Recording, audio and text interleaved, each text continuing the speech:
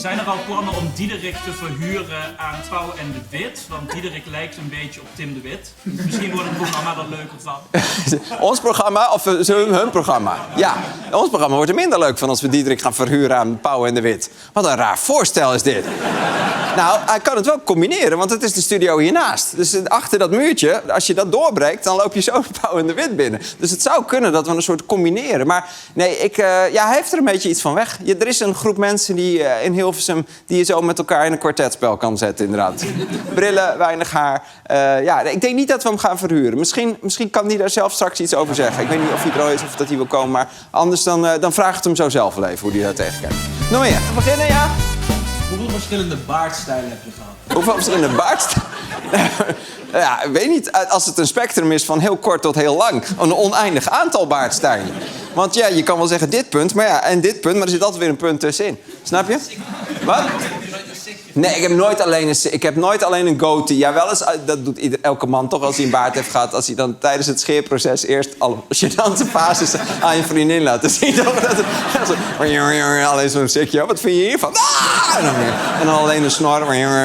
Maar dan zegt mijn vriendin, oh leuk, laat maar staan. Die houdt van snorren. Wist je dat? Dat is echt. Dus het volgende logo is waarschijnlijk alleen een snor.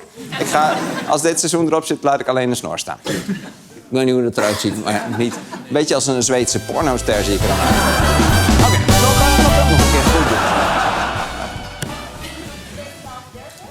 Zou je uitverhuurd willen worden aan Pauw en de Wit? Nou...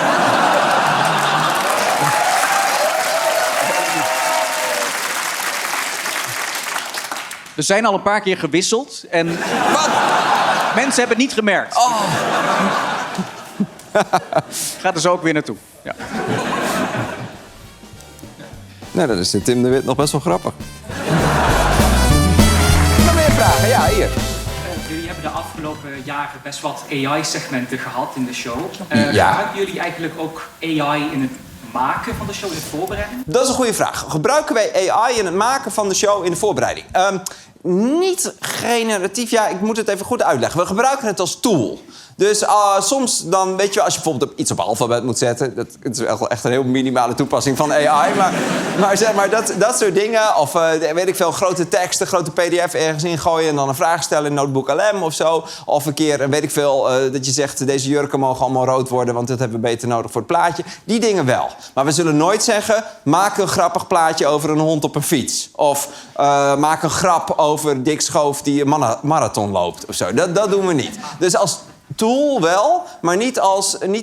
Het is niet een mede-creator van ons. Het is meer een soort hulpmiddel. Vind je dat een goed antwoord? Zeker. Ja, en jij? Gebruik jij het wel in je werk? Ja, heel vaak. Ja, ik ben zelf werkzaam als AI-specialist. Oh, dan denk ik wel dat je veel... Ja, lijkt me raar als je zegt, nee, gebruik ik nooit. Ja.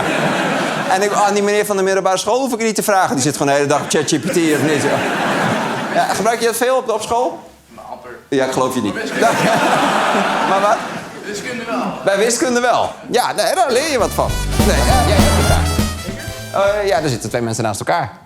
Oh, 3 mensen. Oh, het gaat helemaal mis. Zeg het allemaal tegelijk, je vraagt. Dan kies ik er 1. 1, 2, 3. Vind je het storend als er applaus wordt gegeven op het verkeerde moment? Ik hoorde maar 1 vraag.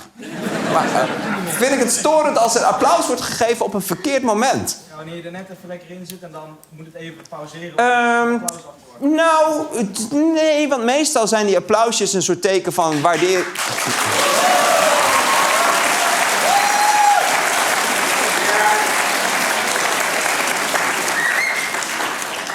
Ja, vind ik vrij storend, ja. Jij hebt een vraag.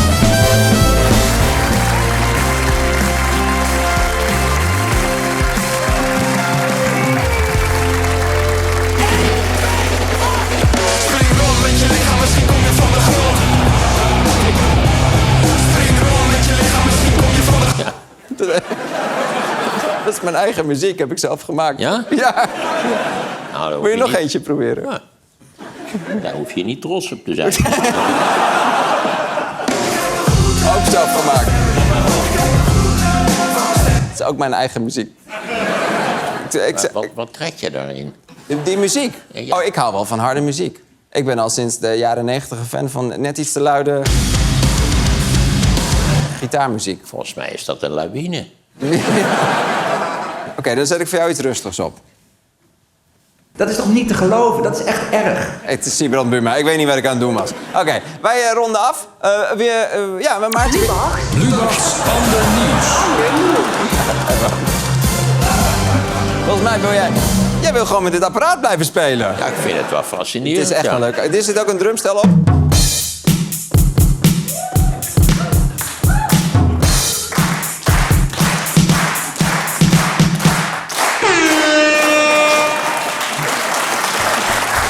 De foto nog. Ja. Heb je vandaag met je drukke schema nog tijd gehad om zelf te stemmen? Heb ik vandaag met mijn drukke schema tijd gehad om zelf te stemmen? Zeker wel. Ik ben vanmorgen vroeg geweest, of althans zo vroeg als het kon. Het was 7 uur. Hoe laat was het open? 7:30? Ja, 7:30. Ja, ik ben om 8 uur gaan stemmen. Ja, zeker. En jij? Ja, ik mag nog niet stemmen. Je mag nog niet stemmen. Want we zitten in de bak.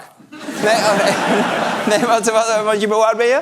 17. 17. Mocht je ook niet op je stadsdeelcommissie stemmen? Dat mocht in Amsterdam. Mochten mensen van 16, 17? Nee, ook niet. De gemeente is een beetje triest. Waar woon je? Jullie gemeente is een beetje triest. Laat me raden. Meppel. Nee.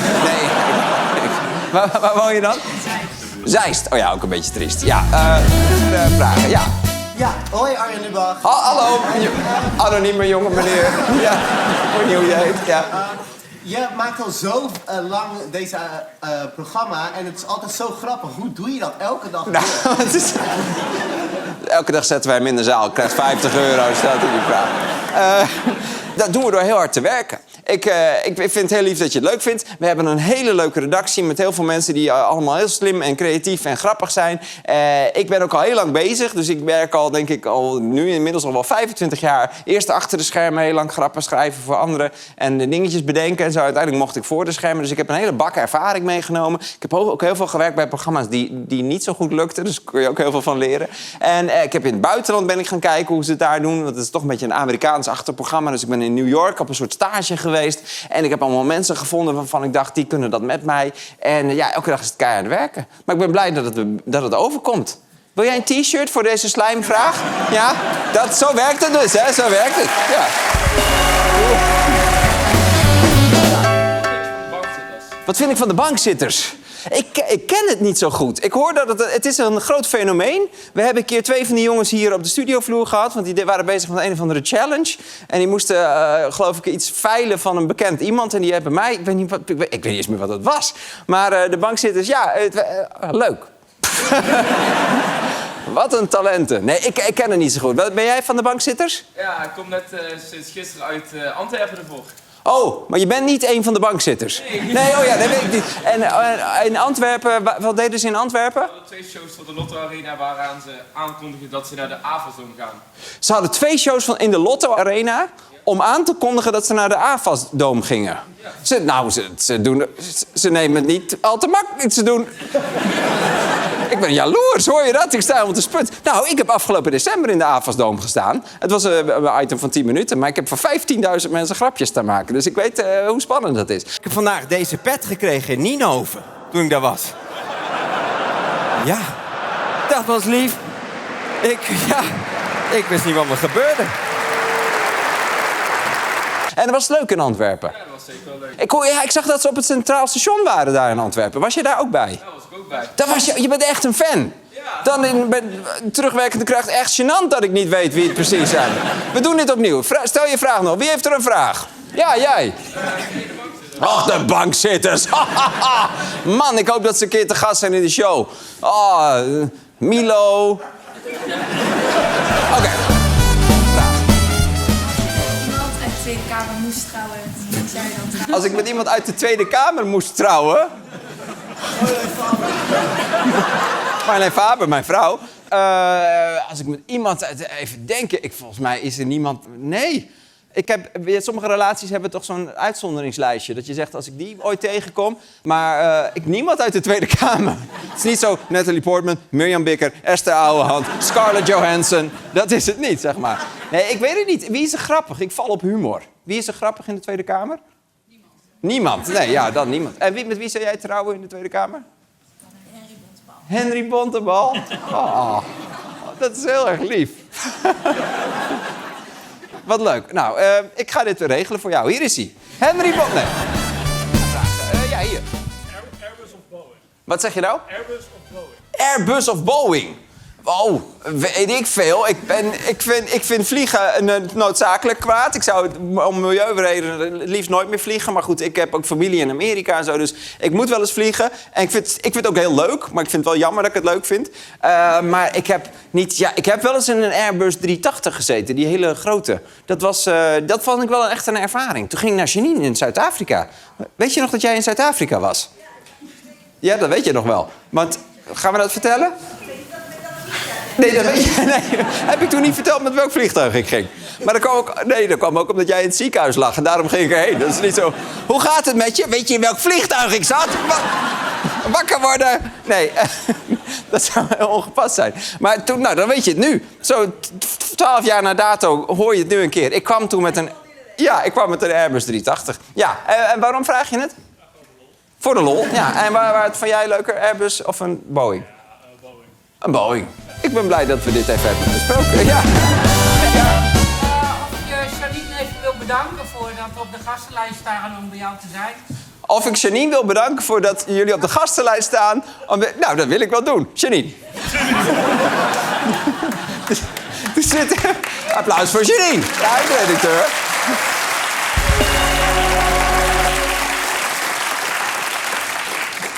Janine, namens 2 mij volstrekt onbekende mensen wil ik jou hartelijk danken voor dat ze op de gastenlijst staan. Wie zijn het? Wie heb je op de gastenlijst gezet?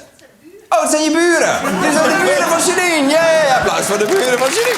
Gezellig! Wat een rare avond, nu al. Ik vind het raar, maar wel gezellig. Dat is echt beginnen. Wanneer ben ik voor de laatste bij Dynamo Open Air geweest? In 1995, volgens mij. Was jij er toen ook? Ja, zeker. Echt? Hey. Wacht even, hoor. Chapeau. Kut, nee, wacht even. Dynamo Open Air. Ja, ik was een metaljongen in de jaren 90. En toen was Dynamo Open Air is het grootste metalfestival dat ooit in Europa is gehouden. 150.000 mensen. Dat is echt krankzinnig op 1 veld. En dat was op de oude vliegbasis in Eindhoven. En ja, dus daar was je... Ja. Toen was jij helemaal niet geboren nog, maar wel. Er zit iemand van 14 zo. Jee, ja. Maar daar was je dus ook. Hebben we elkaar ook gesproken daar? Waarschijnlijk. Waarschijnlijk wel. Ja, 150.000 mensen. Waarschijnlijk wel even. Hé, hoi, hoe is het? Ja, oké, nou, leuk. Hoe vond jij het? Heel leuk. Ik heb erg genoten van Biohazard. Ja, Let Freedom Ring with the Shotgun Blast. Nee, dat is Machine Head. Dit is voor het veel te particulier. We moeten beginnen. Wat heb je gedaan? Oké, ja. Nou, heb jij het nummer ook alleen geschreven of waren daar meer mensen bij betrokken? Die moet ik eigenlijk even bedanken. Heb ik het nummer Woke van mijn theatershow alleen geschreven, waren er meer mensen bij betrokken. Nee, je mag mij helemaal alleen bedanken. Die heb ik helemaal in mijn eentje geschreven, ja. Ik heb hem eraan staan. Oh, wat lief. Je hebt hem aan mijn nummer Woke te danken? Ja. Want hoe werkt... Sorry, dit ga even wat voor jezelf doen. Maar we moeten afsluiten. Maar vertel even heel kort. Ik had de tekst van Woke op mijn Tinderprofiel gezet. En toen ben ik door heel veel mannen gerapporteerd en van Tinder verbannen. Huh? Dus toen zette ik op mijn volgende datingprofiel... Ik ben van Tinder verbannen omdat ik Woke in mijn profiel had staan. En dat vond hij grappig. Dus. Ik vind dit ook heel grappig. Ik wil hier veel meer over weten, maar we hebben geen tijd voor. Het is 3 uur 's nachts. Maar, nou, wat leuk. Succes met jullie relatie dan. Ja. Applaus voor jullie relatie. Oké.